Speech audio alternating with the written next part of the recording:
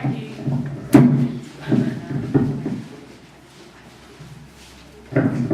It might be easy to hold it and pass it along. Okay, hello everyone, welcome and thanks very much for coming to this Brent Friends of the Earth hustings. I'm Rose from Friends of the Earth, and as Ian said, I'll be chairing this evening. The format will be that we'll take 3-minute introductions from each of the panellists, all the candidates, including Ollie from Friends of the Earth, and I'll choose the order from the bucket here, so there's no particular order, and then we'll open up to questions. In terms of context, this is a really important election. The next Parliament will take us to 2020, and the next government will face really important decisions for the environment, from agreeing a fair and legally binding climate deal in December to making big decisions on fracking. And there will of course be many local issues that Brent Friends of the Earth are campaigning on too.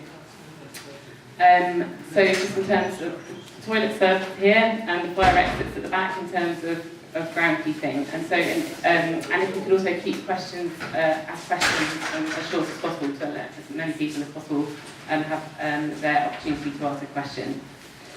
Okay, and we'll try and finish at 9 to allow time for everyone to chat afterwards. So if we first go to Ollie from Friends of the Earth, who's going to set the scene for us. So 3 minutes please, and I'll give you an indication when you're about to run out of time. I'll give you an indication when you've got 1 minute left. Thanks, Rose. Hello, I'm Ollie. I work at Friends of the Earth in the head office in London, and thank you very much for letting us come along today, and it's great to see lots of people here. As Rose said, what I would like to do is just set the scene for some of the challenges that we face on the environment. Obviously, there is a lot to talk about that's happening locally, but we shouldn't ignore the global and national context, particularly on areas of climate change and also the challenges to nature. So I'll just try and express some of the big picture, and I hope that will help frame the answers that the candidates are able to give. As lots of you will know, we face a bit of a sort of binary decision at the moment. Do we want to go into a world where there's runaway climate change, or do we not? There are global talks coming up in Paris at the end of this year where leaders from the world's nations will try to grapple with that question, and that's clearly a big focus for politics. But we also have decisions to be made in here and now, and our government is has been grappling with the idea of what we do with fossil fuels. And we know that you need to keep 4/5 of globally known fossil fuel reserves in the ground if we're going to have any chance of avoiding runaway climate change. And that presents a huge challenge. No one would argue that it doesn't.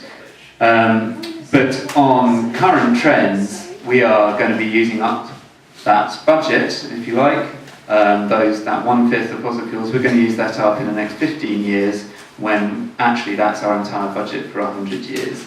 So it's a huge challenge. So therefore we face a choice. Do we, as the Infrastructure Act recently passed by the government specifies, do we maximise fossil fuel extraction in the UK? Do we maximise fossil fuel extraction and have renewable energy, or do we shift as fast as technology will allow from dirty energy to clean energy? I'll leave you to decide which you think. In practice, if we don't have continued exploitation of fossil fuels, that means no more unabated coal and gas. It means no more subsidies for coal and gas, and it means no to fracking, on the grounds that this is a brand new fossil fuel, an industry which mustn't start up and lock us into a high carbon future. What we do need is a huge increase in renewable energy and in energy saving, both of which have seen progress in the last few years, but nothing like on the scale that we need. In fact, in many parts of the world, we're now at the stage where renewables, particularly wind and solar, are cost competitive. They cost roughly the same as gas. And that trajectory is coming down. The more that renewables are deployed, the cheaper they become. So it's gone from the issue of we could do this because it's expensive to we can do this, we must do this, and it's going to turn out to be the cheapest option in the long term. 1 minute to go, okay. To bring it down, a bit more down to the sort of here and now, this picture isn't very good in some of the key issues that are environmental in nature but affect our everyday lives. In the UK we have far too many cold, leaky homes, but over the last 5 years there's been a 60% drop in the rate of insulation of our homes at a time when we should be insulating more homes at a faster rate. Similarly, and just in 2013, cold homes killed 31,000 people prematurely. So it's a real issue of social justice and of environmental justice. The two are interlinked. Similarly, air pollution, a huge problem. Just this week we saw that Paris was covered in smog and was the most polluted city in the world for a day, and London last week was under a bit of a blanket. So these things are here, they're affecting the air that we breathe, the houses that we live in. I'll wrap up now because I've gone too far already. Just to finish on saying, it's not all energy and climate, clearly. There are huge challenges on nature. Just last year, our colleagues at WWF said that the number of wild animals on the planet, on Earth, has halved in the past 40 years. So that's in the time that my brother has been alive, we've halved our population of wild animals. It's a crisis of nature, just as it is a crisis of climate. And hedgehogs are in massive decline, which personally I find extremely depressing and distressing, but we won't dwell on that. So I guess the question for politicians, the people on the panel, for the parties as a whole, is not so much who's going to be the best on the environment, who's going to pledge a slightly higher emissions target, insulate slightly more homes, restore a little bit more nature, but how are actually you going to meet this dual challenge of dangerous climate change, chronic species decline, and at the same time establish a fair and beautiful world for all of us to live and thrive in. Thanks. Thanks, Ollie. Okay, so before I take the names of the speakers out the hat, I'll just introduce everybody. So on my right here is Alan Mendoza, the Conservative parliamentary candidate. And next to me on my left we have Dawn Butler, who's the Labour parliamentary candidate. Next to Dawn is Stephen Priestley from the UKIP parliamentary candidate. And Shahrar Ali is at the end there, and he's the Green Party candidate. So I'll just see who speaks first. Okay, Stephen, if you could give your 3-minute introduction, please. Do you want us to stand up? Or Whatever you like. it would be easier for the filming. I thought I would start initially by giving a few personal details about my background and how I've realised that this is an absolutely fundamentally important issue. I've lived in Hong Kong, I was born in Hong Kong, I lived there for 18 years, and it's one of the most densely populated places on the planet. I've also lived in Germany, the USA, and Scotland, which I believe is still part of the UK. I lived in the Scottish Highlands, and looking back at all the places that I've lived, I have to say that without a question of doubt, the most stunning place was the Highlands of Scotland. And the reason for that is that the environment was completely unspoiled. I believe it still is much the same. Very clean environment, very clean water, and so the quality of life is for me largely determined on how the environment for every person, but also for a nation and to take a global view for the world. So I have to hold my hand up though to say that I'm not an environmental expert, and this has been a very steep learning curve since being chosen to stand for UKIP. Just some details about UKIP is that we don't have a party whip, so that enables me to take much more seriously, I believe, the views, preferences of constituents. I don't have to follow a party line quite in the same way, so my priority would be to reflect your needs rather than thinking about what might be best for the party political line. I think that's very, very complicated what we're discussing tonight, because essentially, looking at the problems, many of those are caused by human behaviour. Sorry, how much longer? Yeah. So apart from the changes needed by corporations to give more back to consumers, utility companies not fleecing the consumer from beginning to end, we also need to look at changes in lifestyle and consumption patterns so that we really are mindful of the environment at all times. Thank you. Thank you. Bettina, Ellen, I'll just get you a quarter as well. Well, thank you.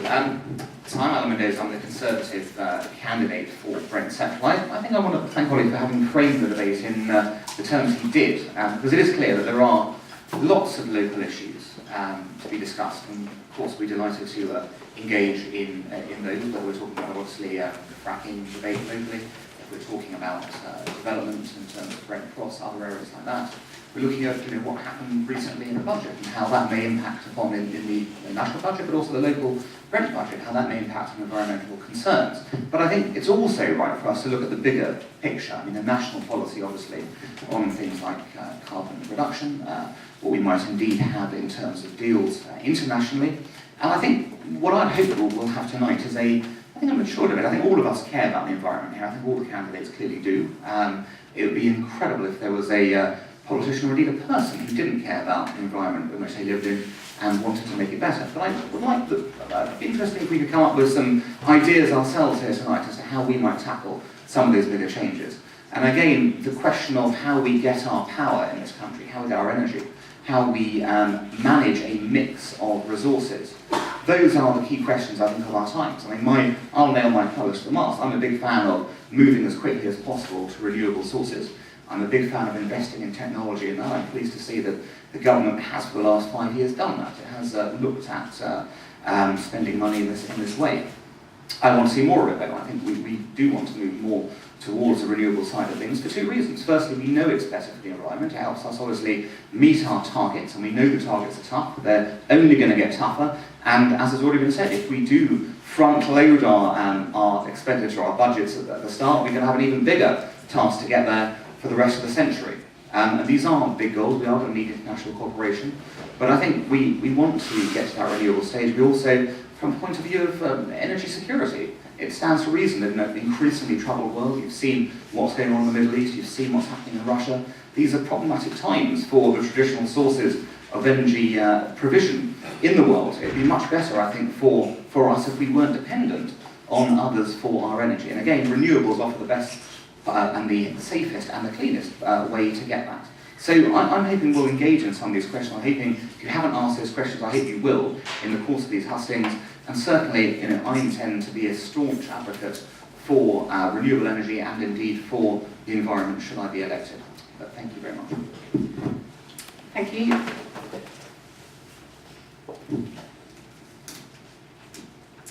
Shahrar, yeah, Green, Shahrar. Great, thanks very much. I need a microphone. Thanks very much for the invitation. I've actually got this postcard which contains a photograph of Dawn and myself, actually 5 years ago. And I actually lament how little seems to have changed over that 5 years, both internationally and especially nationally. And we've already heard Alan and Stephen, isn't it? Yeah. Talking about either not having a whipping system or we're all feeling responsible for the environment. But I think one of the things that you need to ask yourselves is which party, full square, thinks and feels strongly about the environment. Because otherwise you're not going to get the kind of action that's required. And I wonder sometimes, I despair, is it a failure of imagination, of the human race, or is it a failure of rational intelligence? We're very good at monitoring, it seems, our own demise. But what are we going to actually start doing about it? And targets are 10 a penny, whether you're talking 80% by 2050 on 1990 levels. It was a few years ago. Tyndall Centre now says we need to reach 80% by 2030 because we've been so lagging behind, and there's a lag in the system as well, which means even if we were abruptly to stop all carbon consumption activity, there would still be a 0.6 or more degree increase in temperature. And some people say we've already reached a tipping point. So it's nothing short of an emergency. So what Greens are about, I put it to you, is a joined up, holistic, long-term strategy. And we've been talking about it for decades. We've been formulating policies that will actually help us in our work-life balance, in our healthy lifestyles, as well as contending with the planetary emergency. And we call that, as already been alluded to by Ollie, climate justice. Because climate change is affecting people now. It's affecting people halfway around the world, and not even so halfway around the world, in low-lying coastal areas. They're suffering the negative consequences of the West's predominantly overconsumption. We had riots for plasma TV screens not long ago, Black Friday, in Asda, Wembley. Is that the best we can do? That's overconsumption like there's no tomorrow. We need to get a grip of this situation. And for Greens, politics has never just been about looking after number one. It's also about appealing to people's better instinct, that we do care about other people, whether or not they're our relatives. We do care about the Bangladeshis, for example, who are having to suffer those negative consequences. And that's unjust, because they're least responsible for the negative consequences, and they're least capable of affording the remedial action that's required. I've got many things that I want to talk about, but in 3 minutes I think I'll have to stop there, and I hope a lot of these things will come out. Fracking, for example, licenses, applications have been made very close to here. And when I last checked an hour ago, the Greens in this constituency were the only people who signed up to that anti-fracking pledge. So I think you should ask your candidates how serious they are about walking the walk. Thank you very much. Thank you. Obviously, I must be left. Hi, good evening, everyone. My name's Dawn Butler. I'm a Brent resident. I live in Brent. And I can't say I disagree with anything that Shahrar has said today.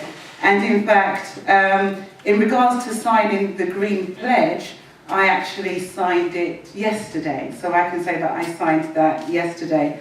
Actually, I want to thank Friends of the Earth, because I get lots of requests to go to lots of meetings and to meet lots of people. And to be honest, I'm too busy knocking on doors and speaking to people. I've spoken to over 40,000, I think 439 people thus far, and I'm trying to get to 45,000 by the election. But Friends of the Earth was one of those meetings that I had to attend, because I felt that it was so important, and it was so important that they educate me on the things that I don't know about and need to know about, and the urgency around that, because it's absolutely right. We are in an emergency, and we have gone backwards in the last 5 years. I think the Labour government led the world on the Climate Change Act, and since then we have taken a massive step backwards. So we've got a lot of work to do to go back 5 years, to look at what we're doing in a Labour government, and then to build on that and to make up for the mess that's happened recently. So I want to thank Friends of the Earth. I want to thank Shahrar, Mr. Ollie, because we do have banter when we're at these hustings, but actually I respect the fact that we've done the rounds together many, many times, and it's always an education, and it's always a pleasure to share a platform. So yeah, so yeah, we're missing one today, aren't we? So yes, so I look forward to the question. Thank you for inviting me to the hustings today, and I look forward to your questions. Thank you. Okay, thank you very much. So to start, I've had so many submitted questions here, so I think we take one at a time to start with, and then I think